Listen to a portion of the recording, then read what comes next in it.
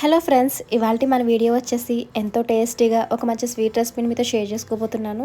వంట రాని వారు కూడా ఈ స్వీట్ని చాలా ఈజీగా ప్రిపేర్ చేసేయచ్చు. అలాగే ఇంగ్రీడియంట్స్ కూడా మనకి ఎక్కువేం పట్టవు. జస్ట్ 3 ఇంగ్రీడియంట్స్తోనే చాలా ఈజీగా క్విక్గా ప్రిపేర్ చేసుకోవచ్చు. మరి టేస్టీ స్వీట్ని మీరు కూడా ఒకసారి ట్రై చేసి మీకు ఎలా వచ్చిందో మీ ఫీడ్బ్యాక్ని కింద కామెంట్స్లో మెన్షన్ చేయండి. ఇంకా వీడియోని స్టార్ట్ చేసేద్దామా? Let's start.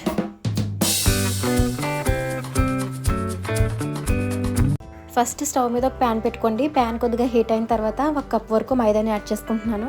మైదాని ఫ్రై చేసుకోవాలి. మనం ఏ కప్తో అయితే మైదాని తీసుకున్నామో అదే కప్తో అన్ని కూడా మెజర్మెంట్ చేసుకుని తీసుకోవాలి. మైదాని ఎక్కువగా ఫ్రై చేయకండి. జస్ట్ 2-3 మినిట్స్ ఫ్రై చేస్తే సరిపోతుంది. మైదాని అలా లైట్గా వేయించిన తర్వాత అందులోకి నెయ్యిని యాడ్ చేసుకోవాలి. మనం ఏ కప్తో అయితే మైదాని తీసుకున్నామో అదే కప్తో 1 కప్ వరకు నెయ్యిని వేసుకోవాలి. మైదా ఫుల్ కప్ వేసుకున్నాం కాబట్టి 1/2 కప్ నెయ్యి సరిపోతుంది. నెయ్యిని ఒకసారి వేసుకోకుండా కొద్దిగా వేసుకుని వేయించుకోవాలి. అప్పుడే నెయ్యి పిండికి బాగా పట్టి ఫ్రై అవుతుంది.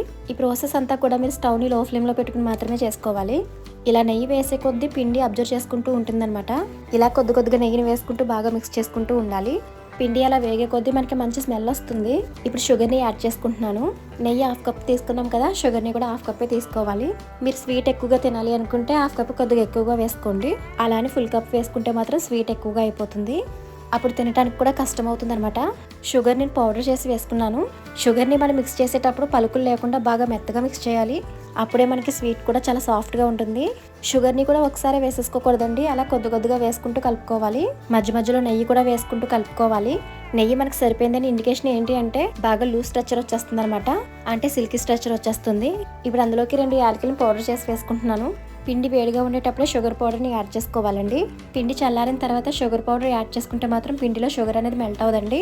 మనం స్టవ్ ఆఫ్ చేసుకున్నా సరే పిండి వేడిగా ఉండేటప్పుడే షుగర్ పౌడర్ని యాడ్ చేసుకోవాలి. నెయ్యి ఒకసారి వేసేసుకోకుండా అలా స్ట్రెచర్ చూసుకుని వేసుకోవాలండి. నెయ్యి వేసేటప్పుడు కన్సిస్టెన్సీ చూసుకుని వేసుకోవాలి. నెయ్యి ఎక్కువగా యాడ్ చేసినా కూడా పిండి లూజ్ అయిపోతుంది. అప్పుడు స్వీట్ కూడా పర్ఫెక్ట్గా రాదు కదా. సో కట్ కన్సిస్టెన్సీలో చూసుకుని వేసుకోవాలి. పిండి ఈ స్టేజ్లో ఉన్నప్పుడే స్టవ్ ఆఫ్ చేసుకుని పిండిని చల్లారనివ్వాలి.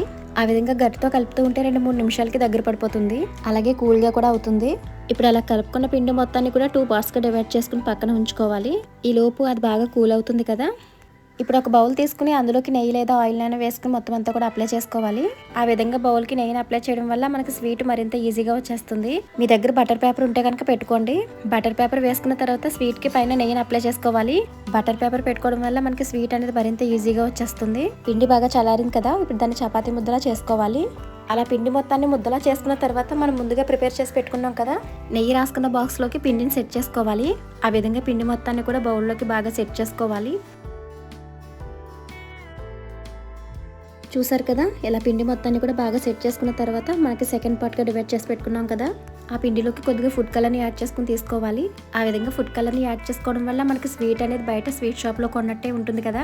సో స్వీట్ అనేది స్వీట్ షాప్లో కొన్నట్టే కలర్ఫుల్గా ఉండడం కోసం మనం ఫుడ్ కలర్ని యాడ్ చేసుకుని తీసుకుంటున్నాం. ఫుడ్ కలర్ వేసుకునేటప్పుడు కూడా బాగా ఎక్కువగా వేసుకోవాల్సిన అవసరం లేదండి. జస్ట్ లైట్గా వేసుకుంటే సరిపోతుంది. నేను ఇక్కడ ఆరెంజ్ ఫుడ్ కలర్ని యూస్ చేశాను. ఆరెంజ్ ఫుడ్ కలర్ లైట్గా వేసుకోవడం వల్ల మనకు కలర్ అనేది ఆ విధంగా వస్తుంది. సో ఇందాక మనం ప్రిపేర్ చేసుకున్నట్లే దీన్ని కూడా చపాతీ ముద్దలా ప్రిపేర్ చేసుకుని పెట్టుకున్న తర్వాత ఆ బౌల్లోనే వైట్ స్వీట్కి పైన ఈ కలర్ స్వీట్ని కూడా పెట్టుకుని సెట్ చేసుకోవాలి. ఈవెన్గా దీన్ని కూడా స్ప్రెడ్ చేసేసుకోండి. చూసారు కదా, ఆ విధంగా మొత్తం అంతా కూడా సెట్ చేసుకున్న తర్వాత అందులోకి మీరు ఏమైనా వేసుకోవాలనుకుంటే డ్రై ఫ్రూట్స్ వేసుకోవచ్చు. నేనైతే గార్నిషింగ్ కోసం పైన బాదంని చిన్న ముక్కలుగా కట్ చేసి వేసుకుంటున్నాను. ఇలా డెకరేట్ చేసుకోండి. ఇలా డెకరేట్ చేసుకున్న తర్వాత లోపలికి అద్దండి, సెట్ అయిపోతుంది. 8గా ఉండే మూతను తీసుకుని ఫ్రిడ్జ్లో 1 అవర్ పాటు పెట్టేసుకోండి. ఈ మిక్చర్ అనేది మనకి సాఫ్ట్గా ఉంది కదా, ఫ్రిడ్జ్లో పెట్టడం వల్ల హార్డ్గా తయారవుతుంది అనమాట. సో కట్ చేసుకోవడానికి ఈజీగా అవుతుంది. 1 అవర్ తర్వాత ఫ్రిడ్జ్లో తీసుకుని ఆ విధంగా నైఫ్తో సైడ్స్ అంతా కూడా బ్రేక్ చేసుకోవాలి. సైడ్స్ ఉంటే ఎడ్జెస్ని కట్ చేసుకోవడం వల్ల స్వీట్ అనేది ఈజీగా వచ్చేస్తుంది. మీరు డీమోల్ చేసేటప్పుడు స్వీట్ కనుక రాకపోయినట్లయితే స్టవ్ మీద లైట్గా హీట్ తగిలేలా పెట్టండి, వెంటనే వచ్చేస్తుంది. మీకు స్వీట్ అనేది బాగా సాఫ్ట్గా కావాలి అనుకుంటే నెయ్యిని ఫుల్ కప్ వరకు వేసుకోండి. నెయ్యిని ఎక్కువగా తినేవారు ఫుల్ కప్ వేసుకోవడం వల్ల స్వీట్ చాలా సాఫ్ట్గా వస్తుంది. చూసారు కదా, స్వీట్ రెడీ అయిపోయింది. తక్కువ టైంలో చాలా టేస్టీగా తక్కువ ఇంగ్రీడియంట్స్తో మీరు కూడా ఇంట్లోనే చాలా ఈజీగా ప్రిపేర్ చేసేసుకోవచ్చు. మీరు కూడా ఒకసారి ట్రై చేయండి, చాలా టేస్టీగా ఉంటాయి. మీకు మా వీడియో నచ్చితే లైక్ చేయండి, సబ్స్క్రైబ్ చేయండి. Thanks for watching.